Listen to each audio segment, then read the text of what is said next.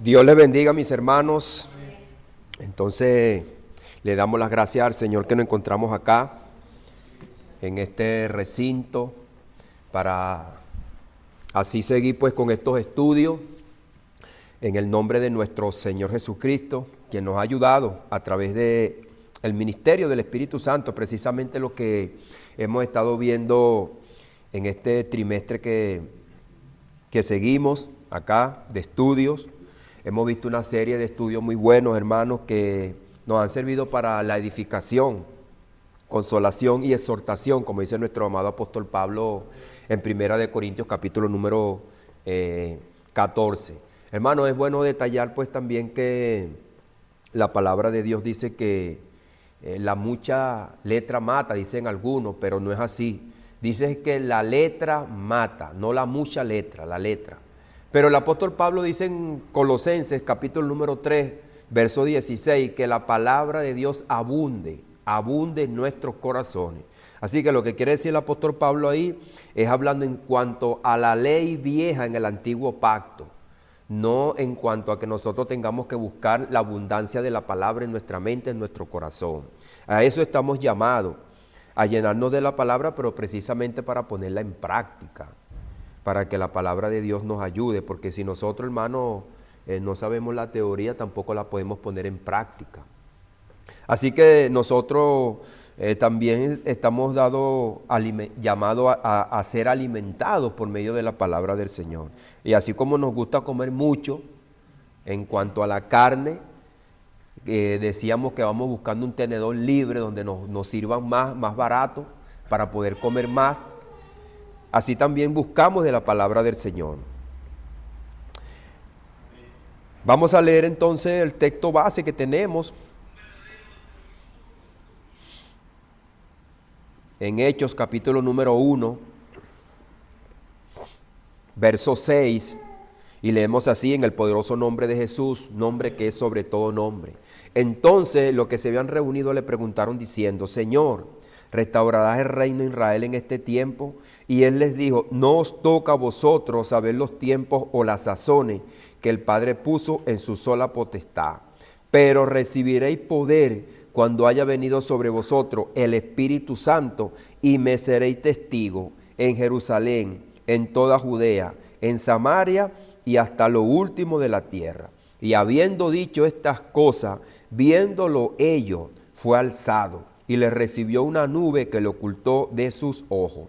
Y estando ellos con los ojos puestos en el cielo, entre tanto que él se iba, he aquí se pusieron junto a ellos dos varones con vestiduras blancas, los cuales también le dijeron: varones Galileos, ¿por qué estáis mirando al cielo?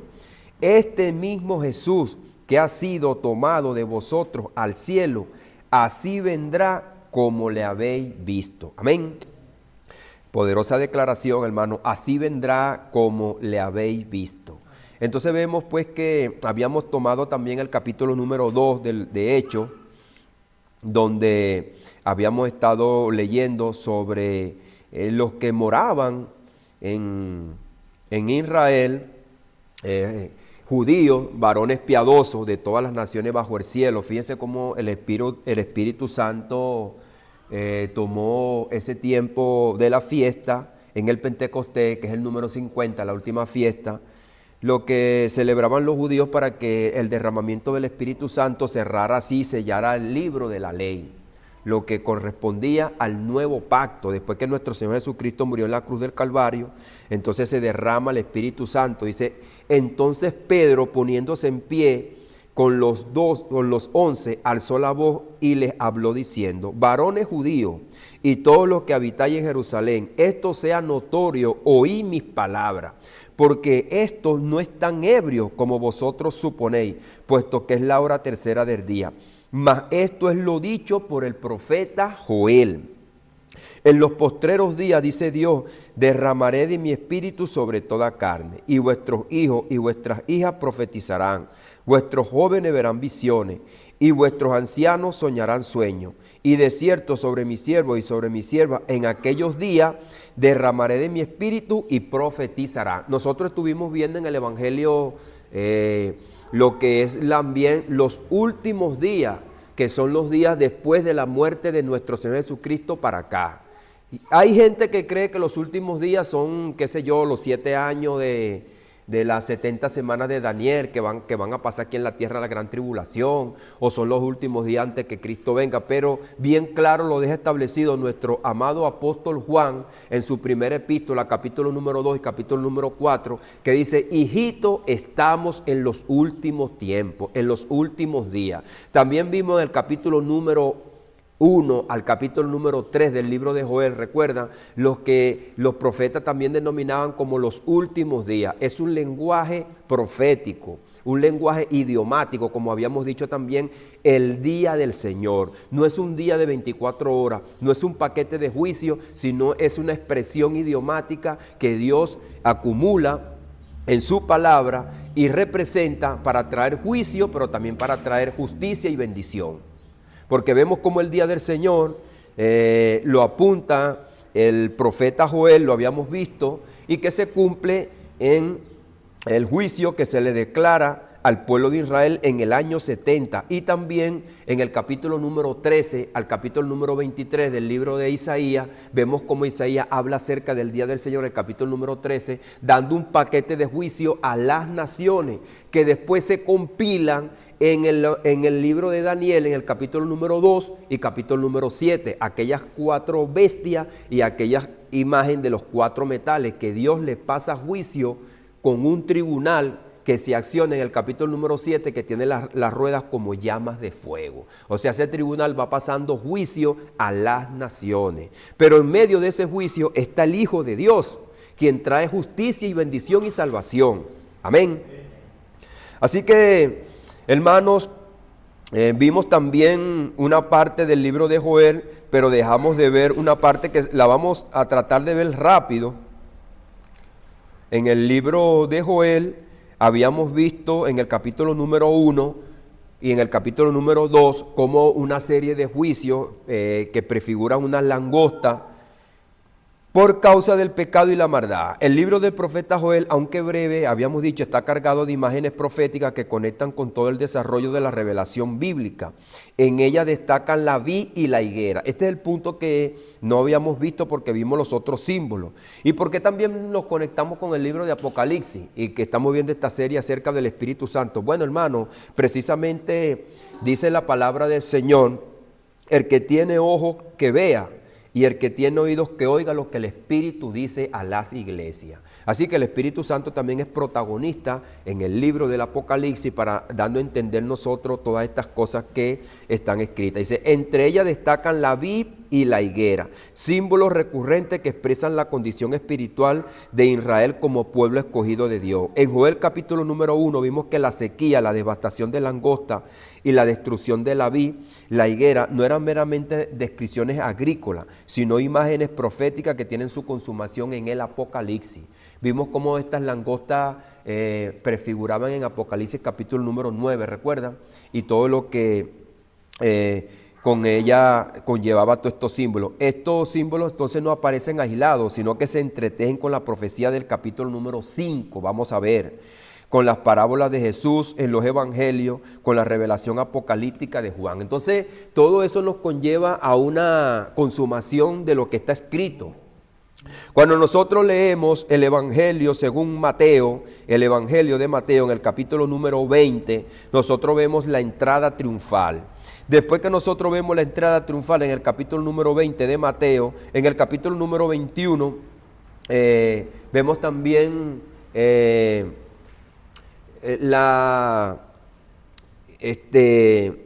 la pregunta que se le hacen a Jesús, que si Él es el hijo de David, y Él dice, bueno, o que si esta moneda es de César. Hay una serie de preguntas, pero comenzando el capítulo número 20, es importante lo que dice Jesús aquí. Dice: porque el reino de los cielos es semejante a un hombre, padre de familia, que salió por la mañana a contratar obreros para su viña. Es importante cómo comienza este capítulo. Fíjese que el Espíritu Santo no solamente toma las cosas por tomarlas.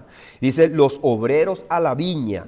Este es dando alusión a la viña que nosotros encontramos en Isaías capítulo número 5. Luego después Jesús anuncia su muerte, la petición de Santiago. En el capítulo número 21 es donde nosotros encontramos la entrada triunfal, pero también encontramos la purificación del templo, la maldición de la higuera estéril, la autoridad de Jesús, cuando le pregunta de quién es el Hijo del Hombre, la parábola de los dos hijos también, pero también encontramos los labradores malvados, donde dice nuestro Señor Jesucristo, oí otra parábola. Hubo un hombre, padre de familia, el cual plantó una viña, la cercó de vallado, cavó en ella un lagar, edificó una torre y la arrendó a unos labradores y se fue lejos. Esto hace alusión claramente, hermano, a Isaías capítulo número 5. Isaías capítulo número 5. Luego de eso está la parábola de la fiesta de las bodas. Fíjense que eso es secuencial. Es importante, hermano, respondiendo Jesús, les volvió a hablar en parábolas diciendo, el reino de los cielos es semejante a un rey que hizo fiesta de boda a su hijo. Fíjense que no es a una fiesta que se va a celebrar, sino que hizo fiesta de boda a un hijo. Dice, y envió a sus siervos a llamar a los convidados, mas estos no quisieron venir. Esto dando a entender alusión al mismo pueblo que es llamado, pero que no quieren venir. Volvió a enviar a otros siervos diciendo, decía a los convidados, he aquí, he preparado mi comida, mis toros y animales engordados han sido muertos y todo está dispuesto a venir a las bodas. Mas ellos, sin hacer caso, fueron uno a su labranza y otro a sus negocios, y otros tomando a los siervos lo afrentaron y lo mataron. Fíjense que esto no es nuevo, esto está haciendo alusión a los profetas. Dios está llamando al pueblo desde hace tiempo, mas ellos sin hacer caso se fueron, uno a su labranza, otro a sus negocios, y otro tomando a sus siervos los afrentaron.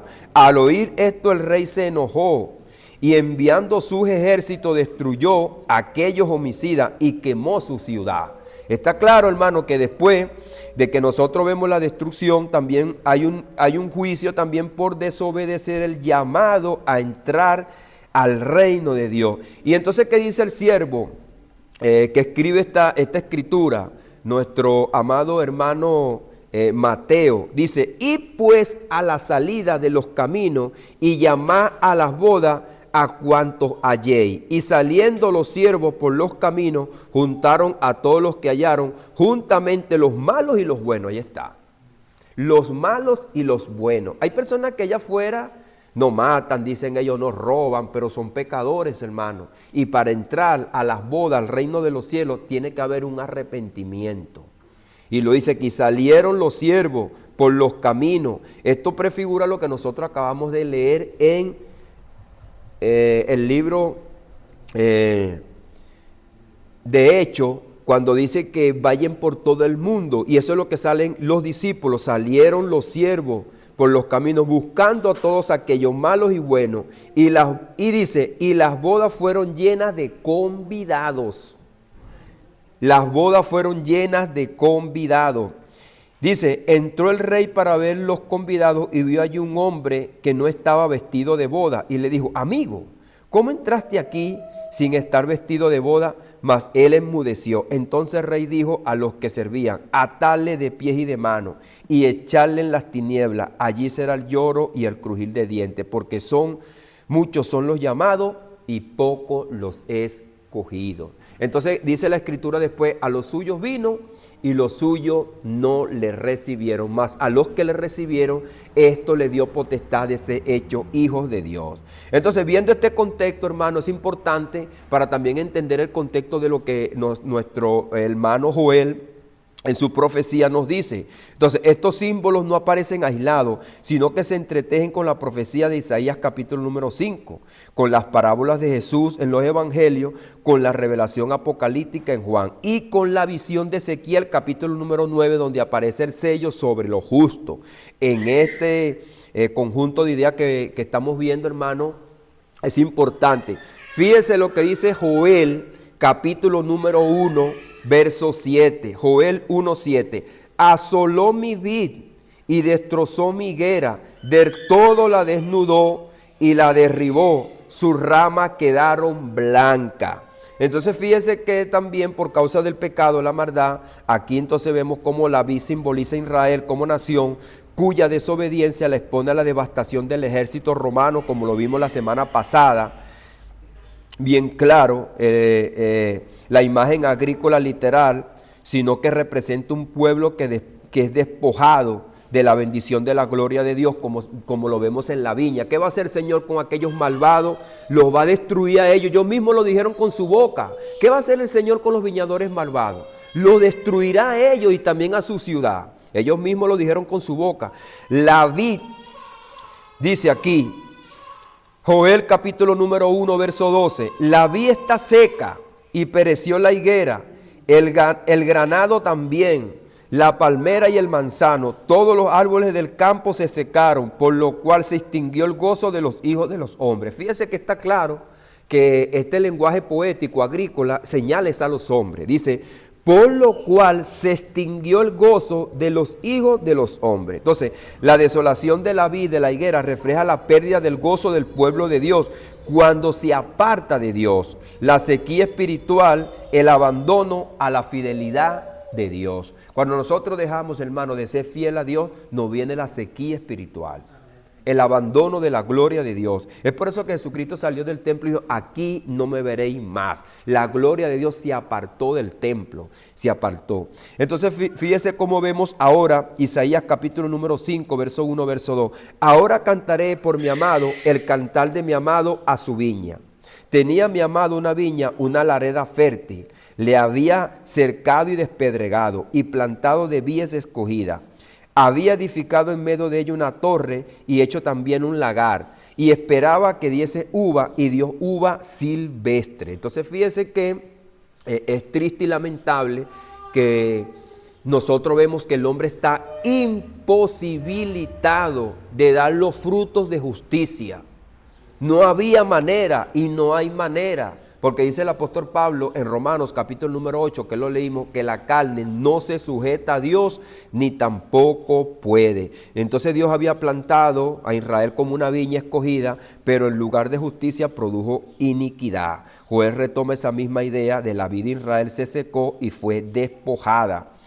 Jesús maldijo la higuera estéril en Mateo 21, verso 19, como símbolo del juicio de Israel que no dio fruto. Jesús representa a sí mismo como la vid verdadera en contraste de la viña infiel. Entonces en ese contraste entra Jesús. ¿Para qué? Para que nosotros veamos y comprendamos que Él es el verdadero Israel. Juan capítulo número 15, verso 1, verso 2. Yo soy la vid verdadera y mi Padre es el labrador. Lo dijo claro. Todo pámpano que en mí no lleva fruto lo quitará, y todo aquel que lleva fruto lo limpiará para que lleve más fruto. Entonces habíamos dicho, entonces Israel, ¿qué era? Entonces Israel era figura de lo que había de venir. De Egipto llamé a mi hijo. Y cuando nosotros vemos lo que pone Mateo, que esa es la palabra que pone nuestro también profeta Osea en el capítulo número 10, de Egipto llamé a mi hijo, y después hace alusión que ese hijo es Cristo, pero que siempre los que están en la salvación, Dios lo ve en el Hijo, porque es a través de Él que nosotros tenemos esa conexión de salvación y de reintegración a Dios. Cristo revela que el verdadero pueblo de Dios ya no es definido por la pertenencia nacional, sino por la unión con Él, que es la vid. Unidos con Él, fuera de mí, nada podéis hacer. Vamos a leer Deuteronomio 32, una parte también importante que se le revela a Moisés. Antes, habíamos dicho, este cántico antes de Moisés entrar a la tierra prometida, porque ni siquiera él entró, antes del pueblo entrar. El verso 32 dice, porque la vid de Sodoma es vid de ellos. Verso 32, y de los campos de Gomorra, las uvas de ellos son uvas ponzoñosas, racimos muy amargos, veneno de áspide su vino, y ponzoñoso, cruel de áspide. Dice, ¿no tengo yo guardado conmigo, sellado en mis tesoros? Mía es la venganza y la retribución. Aquí está claro lo que Jesucristo dice ahí. La venganza del Señor sobre lo que le hicieron a su siervo y a su hijo. Dice, a su tiempo su pie resbalará. Dice, porque el día de su aflicción está cercano. Es por eso que cuando nosotros leemos el libro de Apocalipsis, Jesucristo dice que esto está cerca, el juicio está cerca. Dice, y lo que le está preparado se apresurará. Y dice, di lo que está para suceder pronto. Lo dice el mismo ángel a Juan, lo que ha de suceder pronto. Fíjense cómo esto se conecta con lo que está escrito. Porque Jehová juzgará a su pueblo y por amor a su siervo se arrepentirá. O sea, hay salvación y bendición para todos aquellos que se arrepienten. Pero para los que no se arrepienten, hermano, quedan fuera del propósito de Dios. Dice, cuando viniere que la fuerza pereció, dice, y que no quedare siervo ni libre, y dirá, ¿dónde están sus dioses, la roca en que se refugiaban, que comían con grosura a los sacrificados y bebían el vino de sus libaciones? Levántense y os ayuden y os defiendan. Ved ahora yo soy Dios y no hay más dioses conmigo. Yo hago morir y yo hago vivir, yo hiero y yo sano. Yo le había dicho también, recuerdan lo que el Señor le dijo a Pablo, dura cosa te das coces contra el aguijón. Y él le dice ahí, engordó Jerurum y dio coces en el verso 8. No lo leímos, pero es para también entender algo. Dice el verso 40, porque yo alzaré a los cielos mi mano y diré, vivo yo para siempre. Si afilare mi reluciente espada y echaré mano del juicio, yo tomaré venganza de mis enemigos y daré retribución a los que me aborrecen. Fíjense que en el Apocalipsis, en el capítulo número 1, dice que sale de la boca de Jesucristo una espada. Dice, una espada, ¿para qué? Para herir a las naciones, para traer juicio y castigo. Eso es lo que nosotros encontramos en Isaías capítulo número 13 al 23. Hermano, eso estaba escrito antes que Isaías lo dijera. Y es por eso que el apóstol Pablo dice que esto estaba antes de la fundación del mundo. Entonces trae un juicio al pecado, a la maldad. No es solamente a Israel, como mucha gente lo quiere demostrar hoy día. No, hermano. Es un juicio contra el pecado, contra la rebelión que nosotros hicimos en el huerto del Edén. La humanidad es vista en Adán. Y es por eso que viene el postrer Adán. Y es por eso que el apóstol Pablo en Romanos capítulo número 5 pone en el perfil de ahí, en el perfil como símbolo de la humanidad, Adán. No Abraham. Ahora, ¿por qué se pone Abraham como símbolo de la fe? Porque fue a quien se le reveló que por medio de su linaje venía el Salvador, el Mesías, quien le iba a dar en la cabeza a la serpiente para destruir el pecado y la maldad, y nosotros hoy en día tuviésemos aquí esta posibilidad, hermano, de ser salvos. Entonces, hermano, el paralelismo que vimos en Joel, capítulo número 1, verso 7 y verso 12, representa la misma langosta de Apocalipsis 9, pero también en el Apocalipsis, en el capítulo número 14, nosotros vemos también cómo se refleja esto. Fíjese, Apocalipsis número 14, capítulo número 14.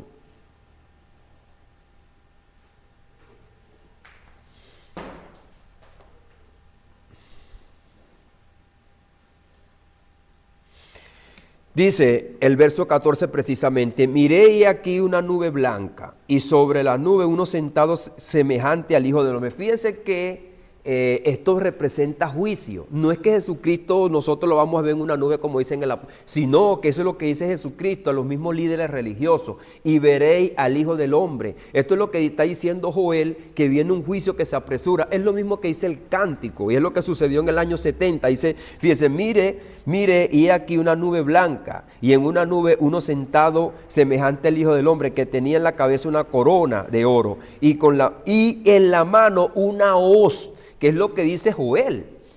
Dice, y del templo salió otro ángel clamando a gran voz que estaba sentado sobre la nube, mete tu hoz y ciega, porque la hora de cegar ha llegado. Eso es lo que dice el Cántico 32.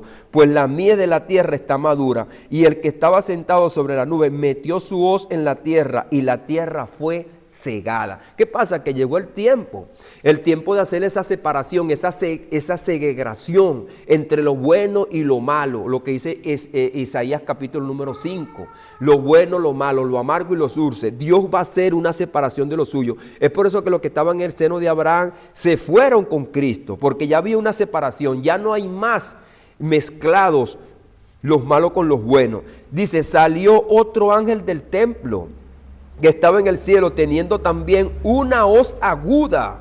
Y salió del altar otro ángel que tenía poder sobre el fuego, y llamó a gran voz al que tenía la voz aguda, diciendo, mete tu hoz aguda y vendimia los racimos de la tierra que están, dice, porque son uvas que están maduras.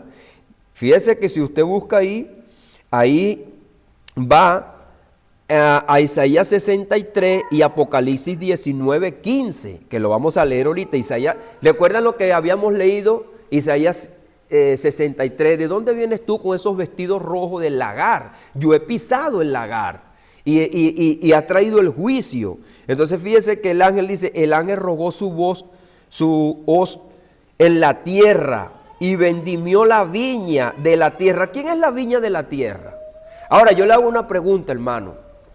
En el contexto que nosotros estamos hoy, en el nuevo pacto, esto ya se cumplió porque nosotros no estamos en el viejo pacto, porque verdaderamente esa viña estaba ligada a la palabra del antiguo pacto. Y cuando usted dice aquí, ve esto, dice, vamos a leerlo, hermano, dice, y salió del altar otro ángel que tenía poder sobre el fuego, y llamó a gran voz al que tenía la hoz aguda, diciendo, mete tu hoz aguda y vendimia los racimos de la tierra, porque sus uvas están maduras. Los racimos es lo que dice Jesucristo, las ramas, aquellas ramas que no tienen fruto, porque están desligadas de Cristo. Es lo que dice Juan, ya el hacha está puesta sobre todo árbol que no da buen fruto. Dice, y el ángel arrojó su hoz en la tierra y vendimió la viña de la tierra. La vendimió, no es que la va a vendimiar más adelante. Y echó las uvas en el lagar de la ira de Dios, y fue pisado el lagar fuera de la ciudad. ¿Por qué dice que fue pisado el lagar fuera de la ciudad? Porque Jesucristo fue muerto fuera de la ciudad. Y dice, saquemos al Hijo fuera de la ciudad y matémosle, es lo que dice el libro de Hebreos, salgamos fuera de la ciudad, porque ya no tenemos ciudad permanente, salgamos fuera del campamento, porque Jesucristo fue llevado fuera, fue muerto fuera de la ciudad. Eso es lo que predicaban todos los profetas. Al ocurrir eso, viene un juicio. Y es lo que dice, y el ángel arrojó su ojo a la tierra y vendimió la viña de la tierra y echó las uvas en el gran lagar de la ira de Dios. Dice, y fue pisado el lagar fuera de la ciudad. Fíjate que Cristo fue destruido fuera de la ciudad, fue puesto ahí muerto y llevado a la tumba. Y entonces resucita, y es quien trae este juicio. Y fue pisado el lagar fuera de la ciudad, y el lagar salió sangre hasta los frenos de los caballos por 1,600 estadios. O sea, es la magnitud del juicio de Dios en todo el mundo. Juicio a todas las naciones. Eso es lo que dice Isaías capítulo número 13. Bueno, hermano, esta es la conclusión que yo tengo como estudiador de la palabra de Dios. No como un erudito, no como un gran teólogo, sino como lo que dice aquí la palabra del Señor. Ahora, como yo siempre le he dicho, hay otras personas que dicen que esto no se ha cumplido, sino que esto se va a cumplir. Pero yo les pregunto una cosa, a los que también estudian la Biblia, y esto lo estamos pasando por internet, que precisamente la nación de Israel estaba ligada con esa prefiguración, era por el antiguo pacto. Ya nosotros no estamos bajo el antiguo pacto quedó atrás. Así que esta prefiguración ya no la tiene Israel, ya Israel no es la viña del Señor, porque la verdadera viña está en Cristo, que somos nosotros. Somos las verdaderas uvas que damos ahora fruto de justicia, pero en Cristo, y ya Israel quedó atrás. Es por eso que yo les decía, y les sigo diciendo lo que dice el apóstol Pablo en Efesios capítulo número 1, que Dios hizo de los dos pueblos uno solo para poder traer el juicio a la tierra. Entonces esto no se podía cumplir, sino es por lo que entonces ve el apóstol Juan el misterio de Babilonia. Y yo le decía, ¿cuál es el misterio de Babilonia? Bueno, es ese entrelazamiento que hace el pueblo de Israel con las naciones paganas, y es donde Dios trae el juicio para castigar no solamente a Israel, sino que a través de Israel trae la justificación, pero también trae el juicio sobre el pecado, que representa también, como le estaba diciendo, la ciudad y el templo, que es este cuerpo de afuera, el templo, que también es destruido porque la carne y la sangre no heredarán el reino de Dios. Que es Primera de Corintios 15, capítulo número 15, verso 50. La carne y la sangre no heredan el reino de Dios. Hay un juicio decretado sobre el pecado y la maldad. Por eso que el apóstol Pablo dice, esto mora en mi carne, no mora el bien. Bueno, hermano, dicho esto, le concreto el libro de Joel, en el capítulo número 1, capítulo número 2 y capítulo número 3, sobre lo que también dice nuestro Señor Jesucristo en cuanto al pueblo de Israel, y lo que dice, y lo que habíamos dicho, lo que dice Daniel capítulo número 7, verso 27, dice que el reino y el dominio y la majestad de los reinos debajo de todo el cielo se ha dado al pueblo de los santos del Altísimo, cuyo reino es reino eterno, y los dominios le servirán y le obedecerán. Y todos los dominios le servirán y le obedecerán.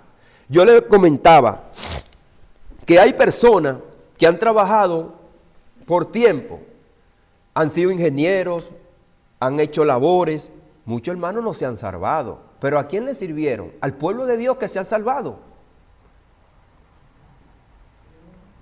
Porque de todas las cosas que nosotros disfrutamos aquí en la tierra, la han hecho hombres buenos y hombres malos. Y hombres que han sido cristianos y hombres que no han sido cristianos. Hablamos acerca de Thomas Alva Edison, de Tesla. Ellos, ¿dónde se iban a imaginar que la corriente iba a llegar a estos tiempos que nosotros tenemos? Lo volvemos a repetir. Y cuando ellos estén delante de la presencia del Señor, Dios les dio la sabiduría, como dice Proverbios capítulo número 2, que Dios es quien le da la sabiduría a los sabios. ¿Por qué se van a gloriar si Dios fue quien le dio el cerebro y el entendimiento para hacer todas las cosas? Hoy en día nosotros la disfrutamos y estas cosas están al servicio de los santos. Pero los que se pierden, hermano, estas cosas estuvieron al servicio de ellos, pero ya no disfrutarán más en la eternidad, sino que irán al castigo. Es por eso que dice, y todos los dominios le servirán y le obedecerán. Entonces todos estos dominios, hermanos, le obedecen a Cristo y están puestos al servicio del pueblo de Dios, como los ángeles hoy en día están al servicio de los santos.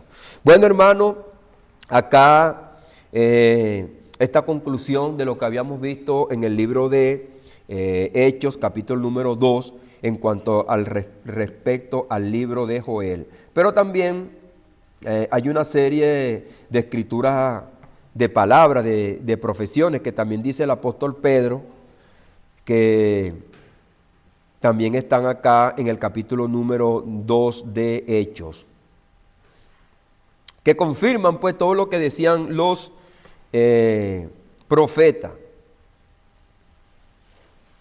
En el discurso de Pedro, después que habíamos visto esto, el verso 18 dice, de cierto sobre mis siervos y sobre mi sierva en aquellos días derramaré de mi espíritu y profetizarán. Eso no lo vamos a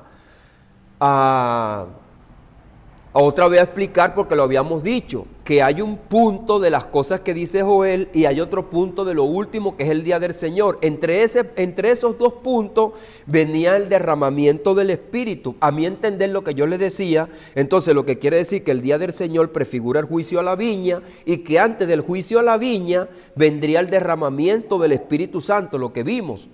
Entonces, después que se derramó el Espíritu, en el año 70 fue que se destruyó el templo. Entonces, entre ese lapso fue que se derramó el Espíritu. Y dice, y daré prodigios arriba en el cielo y señales abajo en la tierra. Señales, fuego y vapor de humo. El sol se convertirá en tiniebla, la luna en sangre antes que venga el día grande y manifiesto del Señor. Eso lo habíamos dicho, esa prefiguración está en el Apocalipsis capítulo número 9. Y dice el apóstol Pablo también, en el mismo libro de Romanos capítulo número 10 pone esta palabra, y todo aquel que invocar el nombre del Señor será salvo. No solamente Pedro lo dice aquí, no solamente Joel lo dice, sino que esa palabra también la adjudica el apóstol Pablo en Romanos capítulo número 10 para decir, y todo el que invocar el nombre del Señor será salvo. Una serie de palabras que toma el apóstol Pablo en Romanos para dar alusión a esta palabra que dice acá. Dice, varones israelitas, oí estas palabras, Jesús Nazareno, varón aprobado por Dios entre vosotros, con maravillas, prodigios y señales que Dios hizo entre nosotros por medio de él, como vosotros mismos sabéis. O sea, ellos son testigos, no solamente los apóstoles, sino que ellos también lo vieron, a este entregado por el determinado consejo y anticipado conocimiento de Dios. Fíjese que Dios está en el asunto, todo está bajo su control. Si usted lee entonces Deuteronomio 32, ya esto Dios lo tenía determinado. Su consejo estaba así, sus profetas lo dijeron después. Dice, prendiste y mataste por manos de inicuo, crucificándolo. Entonces, aunque es un consejo que ellos tomaron, pero que ya estaba en manos de Dios, estaba predeterminado, eso no quiere decir que el hombre sea absuelto de su culpabilidad. El hombre es culpable. Dice, el cual Dios levantó, suelto los dolores de la muerte, por cuanto era imposible que fuese retenido por ella. Ahora es lo que va a decir, porque David dice de él, veía al Señor siempre delante de mí, porque está a mi diestra, no seré conmovido. Entonces es lo que yo también, bueno, cuando he discutido la palabra de Dios con algunas personas en este capítulo, dice que lo que dice la profecía de Joel no se cumplió, pero sí se cumplió el libro de los Salmos. Entonces es una contradicción, porque no se va a cumplir una palabra y va a dejar de cumplirse otra, porque entonces esta palabra también se cumplió a media, Cristo vino a media. Entonces dice aquí, porque David dice de él, ¿de quién de él? De Cristo. Veía al Señor siempre delante de mí, porque está a mi diestra, no seré conmovido, por lo cual mi corazón se alegró y se gozó mi lengua, y aún mi carne descansará en esperanza, porque no dejará mi alma en el Seol, ni permitirás que tu santo vea corrupción. Eso es lo que le dice Felipe al eunuco. ¿Recuerdan? ¿De quién dice la Escritura esto? Cuando está leyendo Isaías 53. Acerca de la muerte de Cristo y su resurrección. Me hiciste conocer los caminos de vida, me llenarás de gozo en tu presencia. Esto es hablando acerca de Jesucristo. Cuando Jesucristo resucita, va con ese gozo, porque va con el gozo ¿de qué? De la victoria sobre el mal, sobre el pecado, sobre la maldad. Y va y le lleva esa ofrenda grata al Padre. Y es lo que va a decir más adelante en el verso 32. Varones hermanos, se os puede decir, dice, libremente del patriarca David, que murió y fue sepultado, y su sepulcro está entre nosotros hasta el día de hoy. Pero siendo profeta, fíjense cómo pone a David, que nosotros solamente lo ponemos como rey, él lo pone como profeta, pero siendo profeta y sabiendo que con juramento Dios le había jurado de que de su descendencia en cuanto a la carne levantaría al Cristo para que se sentase en su trono. Fíjese que él está dando por sentado que esto es lo que Dios le dijo a David. En el capítulo número 7 de Segunda de Samuel, el pacto davídico, que para que se siente en su trono, no en el trono de David, sino en el trono de Dios. Lo dice bien claro. Dice, con juramento le había jurado que de su descendencia, en cuanto a la carne, no está hablando en su paternología biológica, sino en cuanto a la carne. Por eso que se toma del linaje de María y el Espíritu Santo toma esa carne y hace a Jesucristo para que Jesucristo vaya a la cruz del Calvario y extirpe el pecado en la carne. Dice, levantaría al Cristo para que se sentase en su trono, en el trono de David o en el trono de Dios. En el trono de Dios, que es lo que dice el Salmo 110. Siéntate a mi diestra hasta que ponga todos tus enemigos por estrado de tus pies. Es lo que dice el Salmo 89 también y el Salmo 132.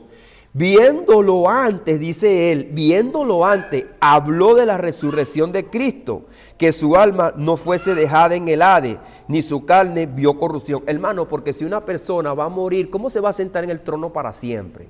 Tiene que resucitar y tiene que ser eterno. Entonces ahí es donde actúa Jesús. Dice, a este Jesús resucitó Dios, de lo cual todos nosotros somos testigos. Así que exaltado por la diestra de Dios y habiendo recibido del Padre la promesa del Espíritu Santo, fíjese que ¿quién recibe la promesa, hermano? Jesús es quien la recibe. No es el pueblo. No es el pueblo quien recibe el Espíritu Santo. Jesús es quien recibe esa promesa para repartirla. Es lo que dice Isaías capítulo 59. Recuerda, mi espíritu daré a mis escogidos. Es lo que dice Isaías 59. Que del espíritu que le da a él, entonces le da a beber de ese espíritu a los suyos. Y los suyos que toman del espíritu le dan a beber a los otros, que son los pueblos paganos. Dice, porque David no subió a los cielos, ahí está claro, pero él mismo dice, dijo el Señor a mi Señor, siéntate a mi diestra.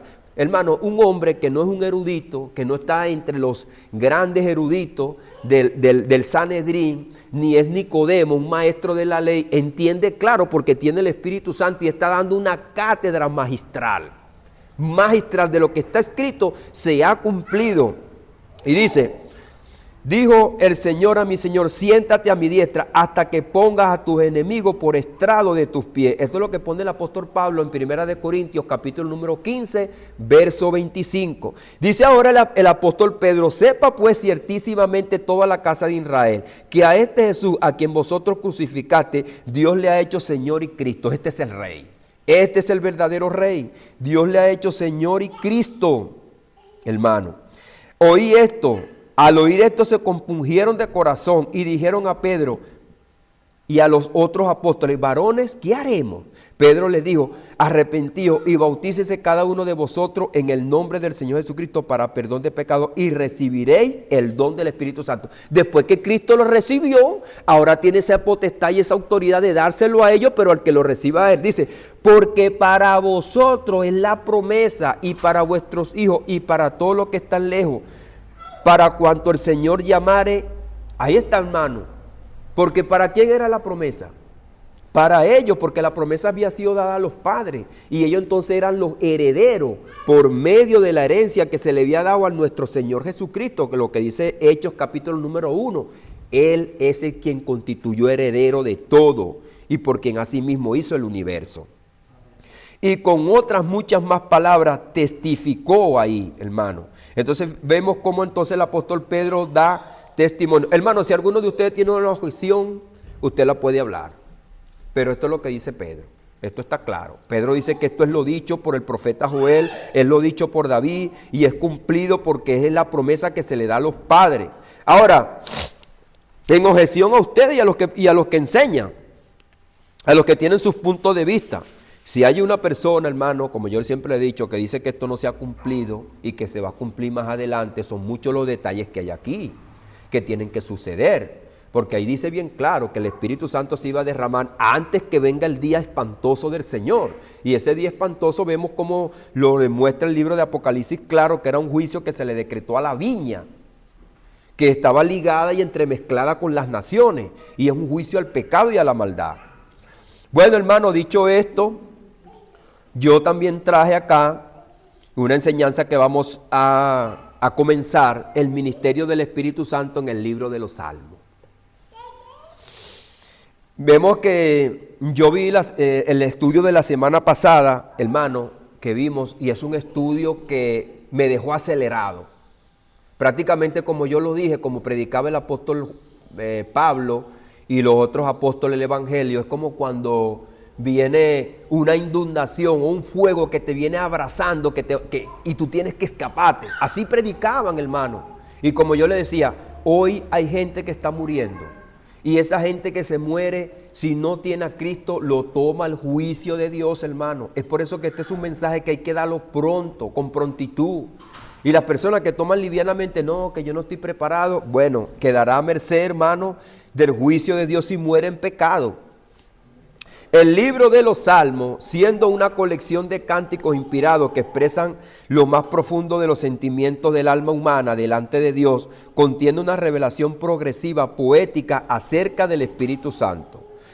Aunque el Espíritu Santo no se menciona con la plenitud doctrinal que se desarrolla más adelante en el Nuevo Testamento, su presencia, acción, poder y santificación son evidentes a lo largo de los Salmos.